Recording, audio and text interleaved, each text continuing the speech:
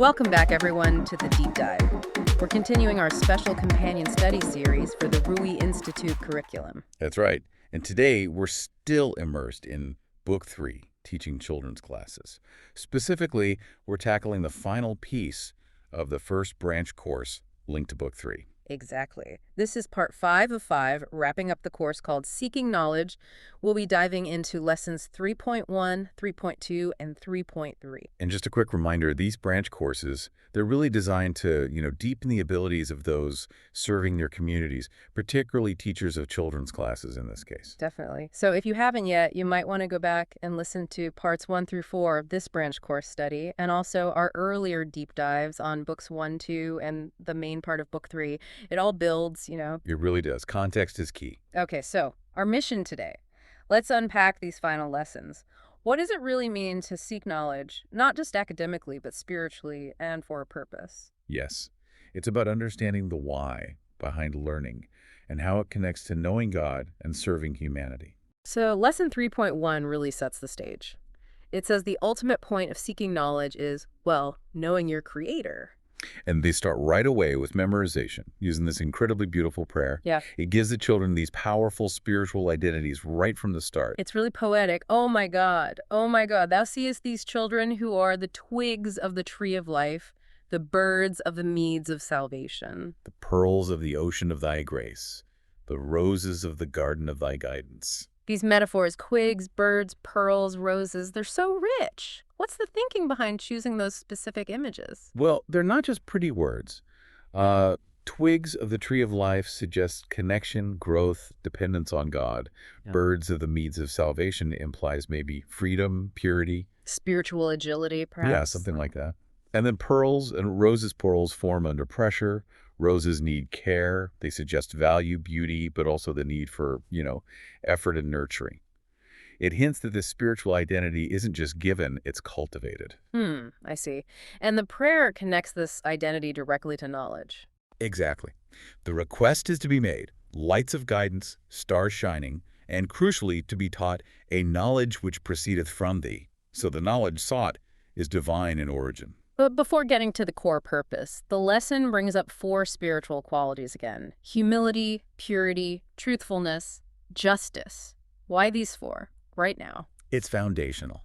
Think of it as preparing the vessel. If knowledge is light, you need a clean, receptive container. Arrogance, impurity, dishonesty, they distort or block that light. So these are the same qualities from grade 1 acting as prerequisites for deeper learning. Precisely. They revisit humility. O Son of Man, humble thyself before me that I may graciously visit thee. You need humility to accept wisdom greater than your own. Then purity. O Son of Spirit, my first counsel is this. Possess a pure, kindly, and radiant heart. The heart as the center of understanding needs to be clear. And truthfulness. Truthfulness is the foundation of all human virtues. Without a commitment to truth, the whole search is undermined. And finally, justice. Tread ye the path of justice. This ensures the knowledge gained is used correctly for fairness, bringing it back to action. Makes sense. Right. So after setting that ethical groundwork, the lesson presents the 2 ways to know God. Yes, the dual path. First, through the manifestations, studying their teachings, their laws, people like the Bab and Bahá'u'lláh. And second, through studying God's creation, the universe, nature, ourselves. It's like reading God's other book. And to make that concrete for kids, they use Abdu'l-Bahá's examples. He talks about the world reflecting God's perfections. Like the sun, its constant warmth and light showing God's unending love. Or the rain falling everywhere, symbolizing God's bounties nourishing all souls. And the mountain, its size, its stillness, reflecting God's majesty and grandeur. Very graspable images. All building up to the central quote for this lesson from Bahá'u'lláh. The purpose of God in creating man hath been and will ever be to enable him to know his Creator and to attain his presence. That's the ultimate statement. But words like purpose, attain, presence, they can be pretty abstract, especially for children. How does the curriculum break those down? Through really practical examples. For purpose, they ask, what's a candle for? Light. Why do you do math exercises? Do you get better at math? It links purpose to function. Okay. And attain. What's shown as active striving, not passive receiving. Like traveling for days to reach a special village or working together to achieve a hard goal. Attainment requires effort, diligence.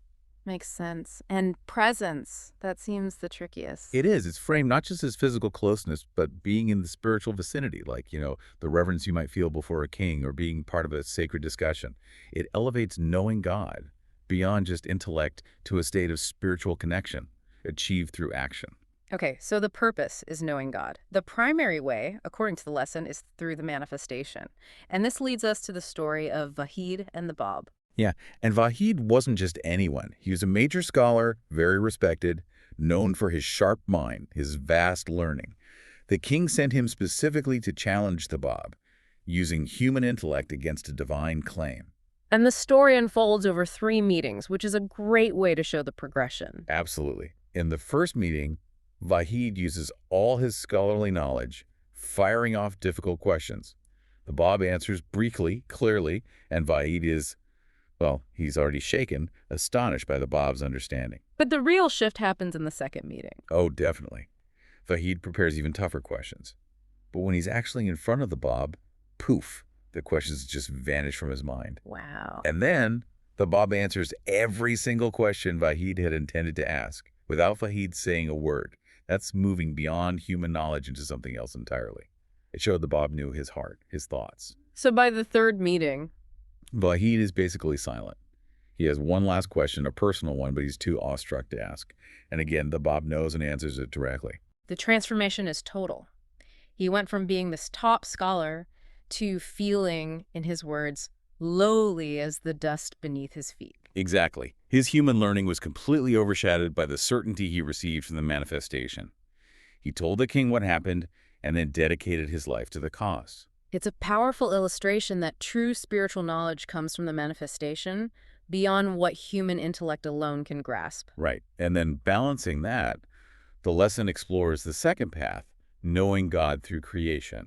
This is where the activities come in. The drama one, acting out rain, mountains, clouds, it helps them physically connect with the idea that nature reflects God's signs. It makes it experiential. And the art activity on texture, I find that really clever. They learn about texture, how things feel. But it goes deeper, right? The difference between real texture and visual texture. Yes. Rubbing a pencil over something rough like brick to make smooth paper look rough. That's a subtle lesson about appearance versus reality, about looking closely. And the leaf rubbing.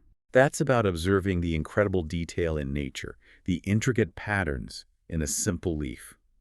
It trains them to see the complexity and beauty, the greatness and glory of God in the natural world.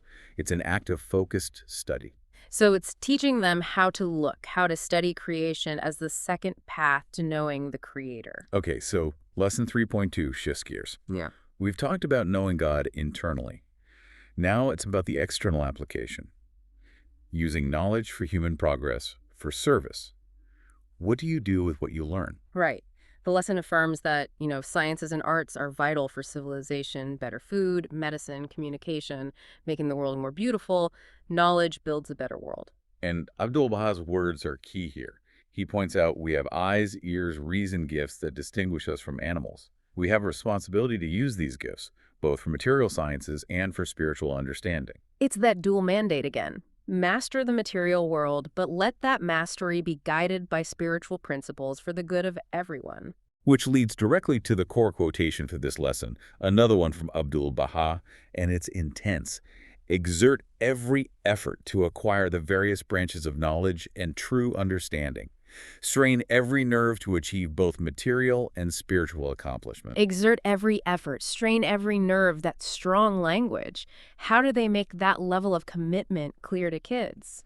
Again, through relatable, almost physical examples. Exert every effort is like a farmer working hard on their crops, or a teacher really pushing to help a student succeed. Hard work leads to results. And strain every nerve sounds almost painful. The examples are like climbing a steep mountain or really struggling to open a tight jar. It means using your absolute maximum strength, mentally and physically. And understanding, it's not just reading facts. No, it's deeper insight.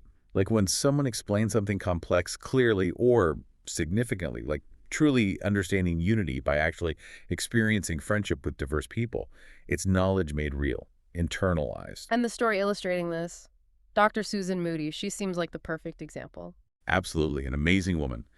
Became a doctor in the U.S. in the early 1900s, very rare for women then, and she did it later in life, starting medical school in her 50s. After becoming a Baha'i, she actively prayed to use her skills for God. And the call came from Iran, right? For a female doctor? Yes, because cultural norms meant many women couldn't see male doctors. So Abdu'l-Bahá encouraged her to go. She was nearly 60, had a practice, family worried, but she went. The journey alone must have been incredible. Oh, yeah. Long sea voyage across the Caspian Sea, then horse and carriage over mountains. She even stopped in the Holy Land, and Abdu'l-Bahá assured her he'd pray for her. That must have given her immense strength. And in Iran. Immediate impact. Set up a practice, worked at a hospital, learned Persian to connect directly with patients. She put her knowledge straight into service. But she did more than just medicine. That's the key point. She saw the need for education, started teaching local women nursing, childbirth skills, and then, crucially, co-founded the Tarbiyat School for Girls. Which became really important, didn't it? Hugely.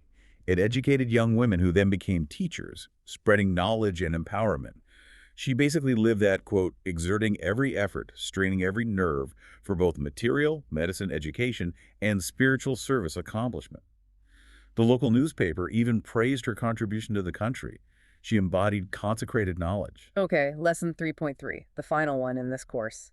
It feels like it pulls everything together, focusing on the continuous, lifelong effort needed to search for truth.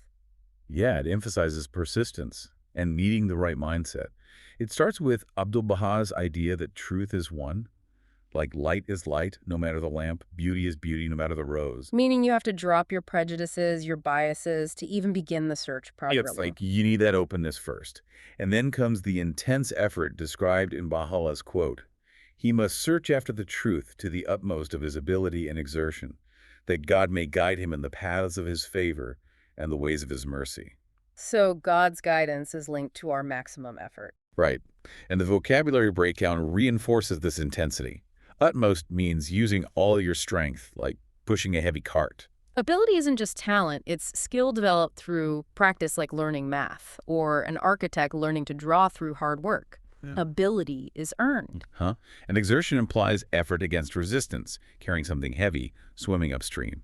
The search for truth isn't passive, it's active, sometimes difficult. And the story illustrating this is Ahiri. A truly remarkable figure, born in Persia, early 1800s, into a conservative scholarly family. But she had this deep thirst for knowledge. Studied arts. Science is very unusual for a woman then. I read her father said if she'd been a boy, she would have succeeded him. She even listened to his classes from behind a curtain. Incredible determination, and her search took her beyond the mainstream. She tracked down writings of Sheikh Ahmad and Seyyed Qaim, thinkers preparing the way for a new messenger. Just getting those books was an act of exertion against cultural norms. Then she traveled to Karbala to study with Seyyed Qaim. A huge undertaking for a woman then, only to find he'd just passed away. Oh, wow. Talk about a setback. But her sincerity, her exertion was so clear that his family let her study his private papers. Her effort opened another door. And her ultimate recognition of the Bab came through. A dream. After intense prayer, she dreamt of a specific figure reciting a specific verse. Later, she encountered the Bab's writings and found that exact verse. Instant certainty. Just like Vaid, her human exertion led to divine confirmation. She perfectly fits that quote. Absolutely. And she became a major figure, advocating for women, writing profound poetry. Like the Arise poem comparing the new revelation to springtime. Exactly. O you, withered by autumn. Now spring has come, arise. O withered corpse of yesteryear, up from your tomb, arise. A powerful call for renewal, sparked by the manifestation. And the activities for this lesson connect to that perseverance. They do. The drama about the children of Karu Karu searching for the river blockage is a great metaphor. Awesome. The river slows down, but the problem isn't obvious. They have to work together, travel upstream, overcome obstacles like a fallen tree, be patient, keep looking, until they finally find the source of the problem. It shows truth-seeking requires persistence, cooperation, effort. I like that. And the art activity. Weaving. Yeah, it connects patterns, repetition, and effort. Mm. First, they learn patterns need repetition. Then the weaving itself, folding the paper loom, cutting slits, weaving strips over and under it, requires patience and diligence, exertion in a craft form. And the final image. It's brilliant. They weave together two sheets, one showing an autumn tree, the loom, the other showing spring blossoms, the strips. The act of careful weaving physically creates the image of Ahiri's poem, the transition from the old autumn to the new springtime brought by divine revelation. So the art itself embodies the theme of effort leading to renewal. That's really integrated. Hashtag conclusion and synthesis. So looking back at this whole Seeking Knowledge course, lessons 3.1 to 3.3, it's really a systematic journey. Yeah, you can see the progression clearly. First, the absolute foundation. Knowledge needs a pure heart, humility, purity, truthfulness, justice. Second, the dual purpose. Know God through his manifestation, like Bahá'í did, and know God through studying his creation, like the texture and pattern exercises encouraged.